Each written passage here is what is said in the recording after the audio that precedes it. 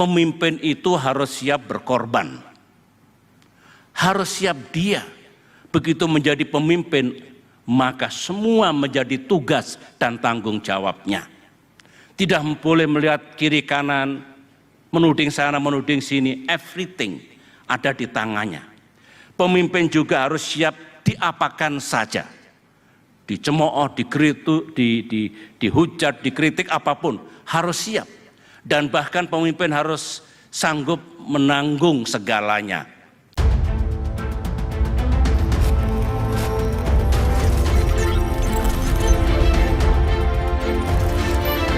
Selamat sore Bung Firdaus Ilyas. Selamat sore Bung Meldi Rendra. Sudah sampai di hari Minggu kita. Anak sekolah lagi ini. Libur udah selesai. Udah selesai liburan nih? Iya dong. Masuk sekolah lagi. Jakarta udah masuk sekolah tanggal 10. Ya?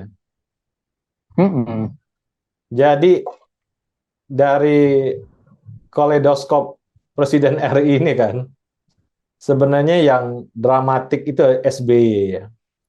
Nah, SBY ini dia kemampuan melakukan penggalangan atau melakukan konsolidasi elit terjadi dengan baik gitu ya. Kemudian walaupun dia menggalang isu nasionalnya, dia pelan-pelan orangnya, nggak cepat gitu. Dan dia berjarak gitu ya. Jadi dia punya kemampuan untuk berjarak dengan legislatif, yudikatif itu ada gitu dia. Membangun itu juga, dia membangun reputasi presidensialnya. Dan terakhir internasionalnya. Jadi internasionalnya ini Pak SBY adalah satu-satunya presiden Indonesia yang rajin banget untuk urusan internasional kan, ya.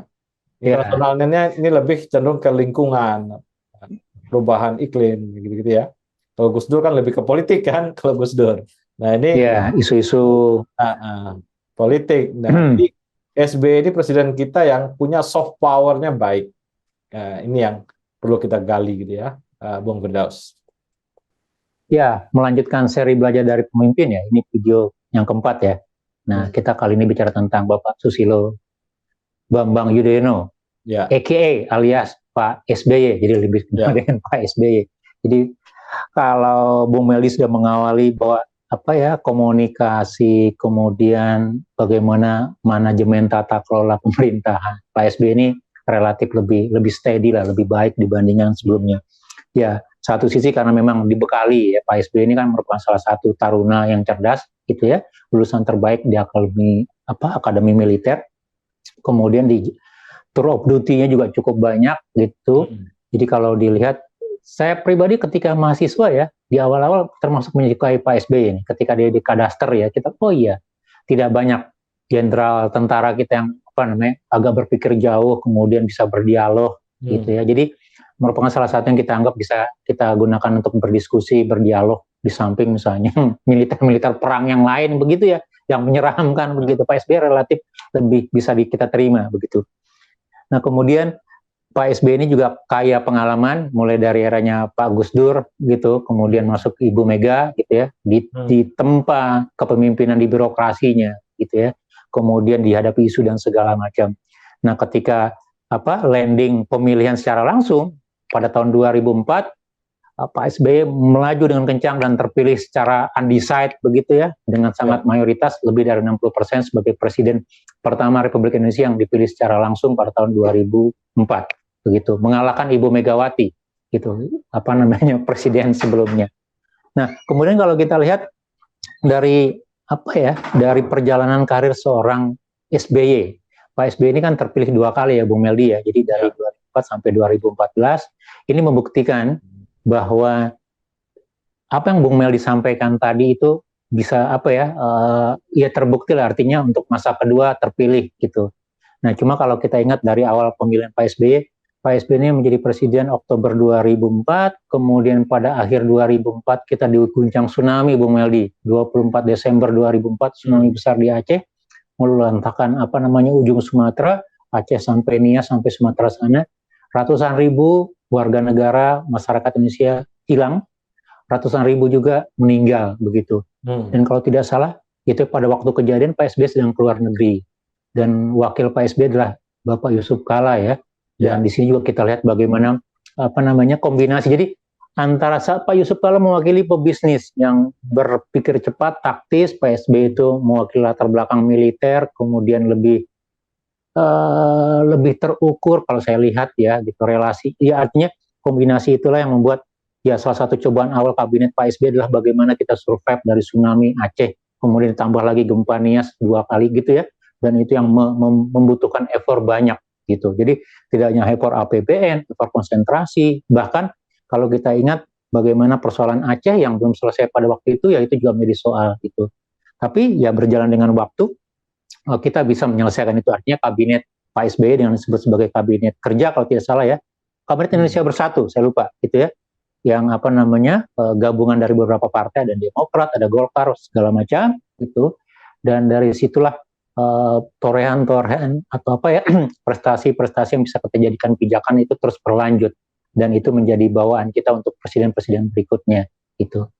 Nah, Pak SBY di samping dia juga seorang militer, dia juga kita anggap sebagai seniman ya. Dia punya bakat-bakat talent yang lain begitu, dan itu juga menjadi warna tersendiri untuk Pak Susilo Bambang Yudhoyono. Ya, Susilo Bambang Yudhoyono, intelektualisme itu menjadi hal sisi lain dari dia. Dia suka berdiskusi orangnya, suka bawa banyak teman-teman atau intelektual nasional untuk berdiskusi untuk publik ini. Ini juga memperlihatkan bahwa kita memang butuh kadar intelektual dalam memutuskan hal-hal yang kritikal di bangsa ini. Nah, Pak SBY ini dia bisa menerima itu, dan juga hal yang luar biasa ya, yang bisa kita catat lagi, dia tidak anti kritik orangnya. Ya, Betul. walaupun dia ada problem-problem ini juga, problem-problem psikologi tentang ini ya, anak tunggal gitu ya, yang kadang-kadang lebih sensitif kalau istilah sensitif gitu ya. lebih sensitif. Nah, tapi dia bisa mengunyah kritik dalam bentuk hal-hal yang positif, progresif gitu ya, dan menghasilkan sesuatu yang bisa berguna untuk bangsa ini. Ya, iya kalau kita lihat Pak SBY ini artinya kan ini estafet berikutnya dalam tongkat pembangunan Indonesia. Nah, pada eranya sebelumnya kita sudah bicara, kita menanamkan prinsip, menanamkan hal-hal mendasar dalam bentuk undang-undang dasar gitu ya. Nah, pada eranya Pak SBY 2004 terutama pasca tsunami Aceh ya Bung Meldi ya, kita lihat bagaimana Pak SBY mulai menerapkan politik anggaran yang lebih baik gitu. Jadi artinya bagaimana anggaran itu digunakan sebagai ejawanta dari misi visi politik, dari misi politik bernegara, misi visi politik sebagai seorang negarawan gitu ya. Jadi kalau kita lihat prestasinya gitu ya, di era Pak SBY juga kita mulai mengenal disebut sebagai BOS, Bantuan Operasional Sekolah. Jadi Juli 2005 itu Pak SBY mengeluarkan program yang disebut sebagai program Bantuan Operasional Sekolah. Salah satunya adalah untuk mengenjot ketertinggalan di dalam membangun sumber daya manusia lewat sekolah gitu. Karena kan ada beberapa sarana keterbatasan di sekolah, sehingga dibutuhkanlah semacam shortcut dan dibuatlah BOS gitu, bantuan sekolah. Dan itu berlanjut sampai sekarang, Bung Meldi. Artinya bantuan operasional sekolah gitu ya, atau bagian dari kegiatan amanat dari Undang-Undang Pendidikan yang 20% gitu ya. Itu salah satunya diawali atau diinisiasi oleh Bapak SBY. Kemudian juga kita bicara Pak SBY juga mulai memikirkan semacam jaringan keamanan atau kesehatan, jaminan kesehatan nasional, JKN gitu ya. Jadi ada Askeskin pada waktu itu. Itu juga pada mungkin 2005-an kalau tidak salah gitu. Artinya apa? Penduduk tidak hanya diberikan pendidikan, tapi juga harus diberikan jaminan kesehatan. Nah, itu juga salah satu politik anggaran di eranya Pak SBY. Dan kalau kita lihat lebih lanjut gitu ya, di samping program-program populis kalau disebut ya, karena itu menyangkut sesuatu yang langsung dirasakan, dimanfaatnya diterima oleh masyarakat gitu ya. Maka juga ada program-program yang sifatnya membangun kultur atau teknokrasi yang lebih baik. Walaupun sekali lagi ini sebagai sebuah inisiasi ya. Kita ingat Bung Meldi ada UKP 4, itu juga dilahirkan pada eranya Pak SBY. Jadi di samping ya tadi misalnya mantan ya punya bekal dari militer, punya kemampuan intelektual yang lebih baik, sensitivitasnya juga tinggi Bapak SBY ini begitu ya. Tapi juga ada toren-toren politik anggaran yang kita bisa katakan sebagai landasan-landasan berpijak untuk berikutnya, Bung Meldi. Kemudian memang ada sisi negatif yang tidak bisa kita tidak bisa kita lupakan. ketika dia mengelola organisasi politiknya ya, ini di situ titik lemahnya SBY ya. Demokratisasi di partai politik yang dibangunnya berjalan dengan timpang ya, banyak sisi-sisi lemah dan juga ada persoalan-persoalan korupsi di partai politik yang dia bangun gitu ya. Ini juga sisi-sisi yang kita lihat ada sebuah turbulensi di partai politik yang baru dia bangun ya, fondamennya nggak kuat sehingga ini yang mencederai wajah Bapak SBY itu sendiri. Ya, kalau kita ingat Pak SBY kan maju dengan kendaraan Partai Demokrat ya, tadinya berbentuk ormas, dan saya ingat ada beberapa teman-teman kita juga di sana pada waktu itu, begitu ya.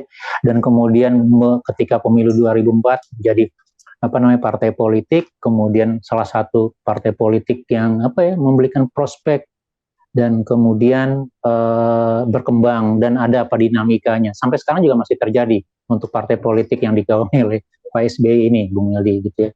Dan bahkan yang menarik adalah, ya artinya kalau kita berkaca, pada waktu itu kita punya sudah muncul semacam semacam anasir, semacam kekhawatiran kita gitu ya, ada semacam terah politik dalam sistem demokrasi Indonesia gitu ya.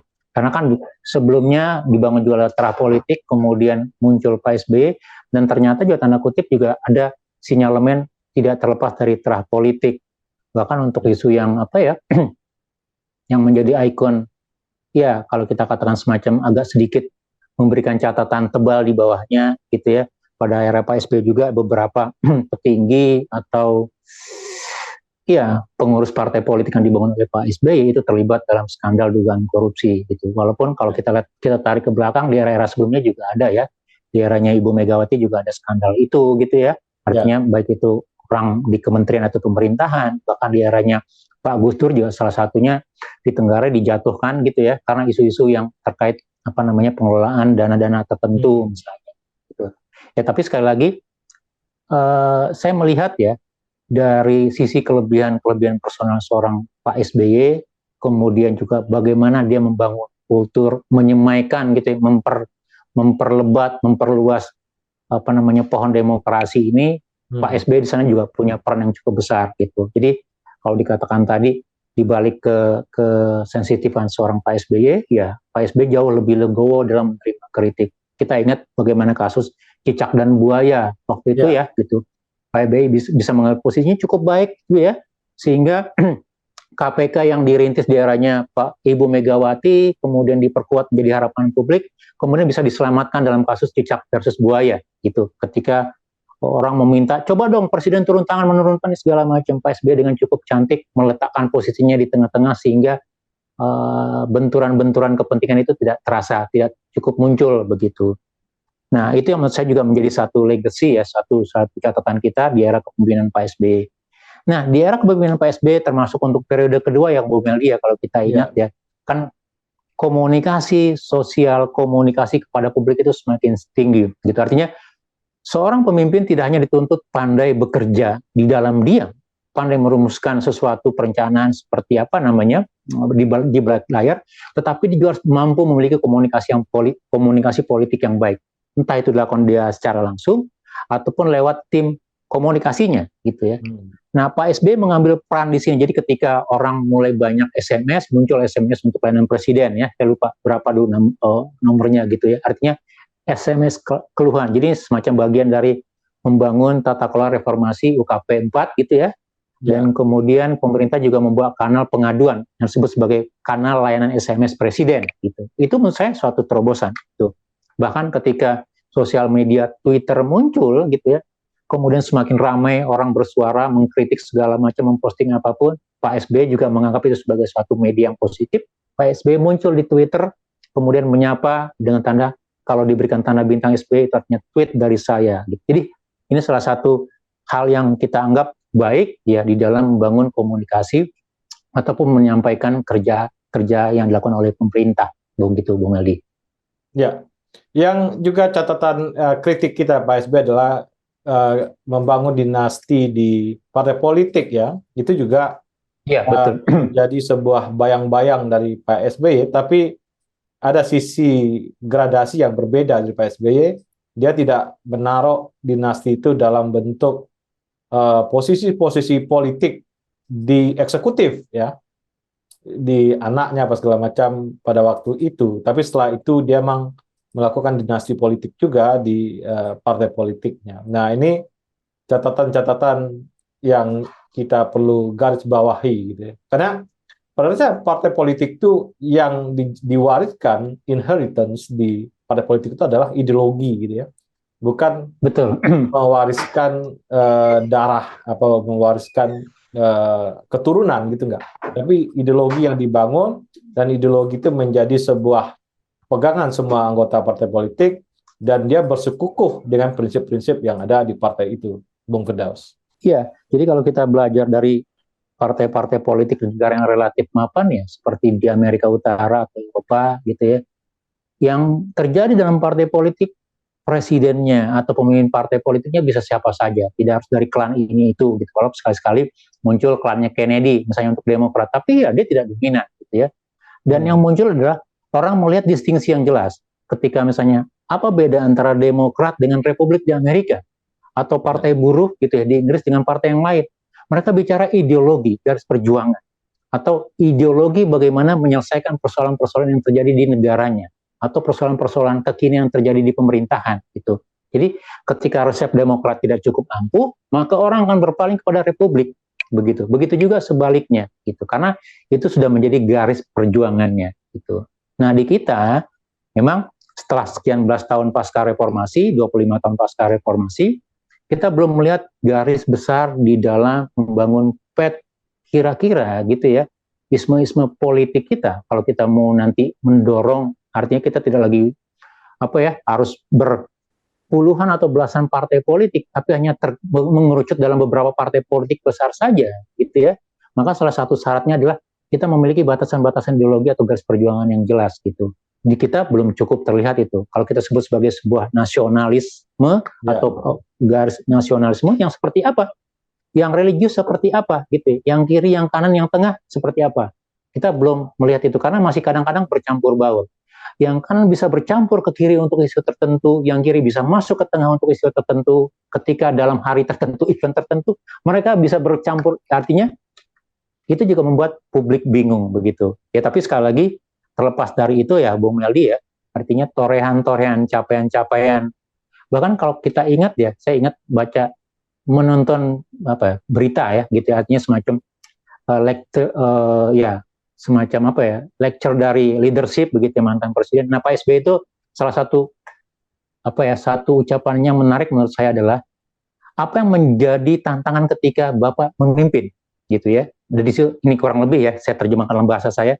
Pak SBY mengatakan yang menjadi tantangan ketika kita memimpin adalah mempersiapannya bagaimana turunnya begitu. Jadi bagaimana mempersiapkan ketika kita akan turun, tidak lagi menjabat gitu ya. Apakah kita akan legowo, apakah kita akan merasa lupa diri, sudah duduk lupa berdiri begitu. Itu yang kita takutkan gitu. Nah, nampaknya untuk Pak SBY itu sudah dipikirkan bagian dari semacam transisi yang smooth, tidak dianggap sebagai sebuah orang akan haus kekuasaan. Sekali lagi ya kalau kita lihat dari lecture-nya ya gitu. Menurut saya itu satu pesan moral yang baik, suatu catatan yang baik untuk pembangunan atau kepemimpinan di Indonesia. Dan juga zamannya Pak SBY juga pendapatan Bung Firdaus ya, walaupun waktu itu booming komoditi ya juga terjadi waktu itu, dan dia tidak menyandarkan anggaran itu dari utang. Ini juga menarik ya. Betul. Jadi Pak SBY tidak banyak berutang, kemudian terjadi pergeseran gitu ya. Jadi di eranya 2004 sampai 2014 lah kalau kita lihat, kita tidak lagi menyandarkan penerimaan APBN itu dari migas terutama. Ya satu karena memang sudah makin berkurang begitu ya. Kemudian yang kedua kita mulai dari pendapatan pajak, reformasi perpajakan. Jadi kalau kita tanya Ibu Sri Mulyani ini reformasi perpajakan atau keuangan negara siapa yang salah satunya yang mendorong? Salah satunya lewat Pak SBY. Jadi saya pikir walaupun sekali lagi pada waktu itu juga Pak SBY juga banyak menghabiskan hal-hal untuk subsidi ya Bung Meldi ya. Jadi kalau dalam konteks keberlanjutan, ekonomi keberlanjutan itu agak dipertanyakan tanda kutip. Ya tapi terlepas dari itu banyak hal-hal terutama dalam politik anggaran, membangun sistem tata kelola itu juga mulai diperbaiki atau diperkuat oleh eranya Pak SBY. Nah, tinggal nanti melihat apakah luncuran mulai dari ide gitu ya, kemudian prinsip dasar, kemudian dinormalkan dalam peraturan perundang-undangan, kemudian dilaksanakan dalam politik anggaran, kebijakan APBN, APBD gitu ya, kemudian dilanjutkan lagi, apakah akan terus berkembang, terus maju, terus mengedepankan kepentingan rakyat atau tidak, atau misalnya kembali lagi kepada kepentingan tertentu, ya kita harap tidak, artinya estafet kepemimpinan semakin baik, semakin tinggi, dan masyarakat atau rakyat yang semakin diuntungkan, Bung Meldi. Oke, Bung Firdaus. Terima kasih, Bung Firdaus. Sama-sama, terima kasih Bung Meldi. Selamat mengakhiri hari Minggu, selamat bersiap hari kerja besok. Salam Indonesia bersih. Salam Indonesia bersih.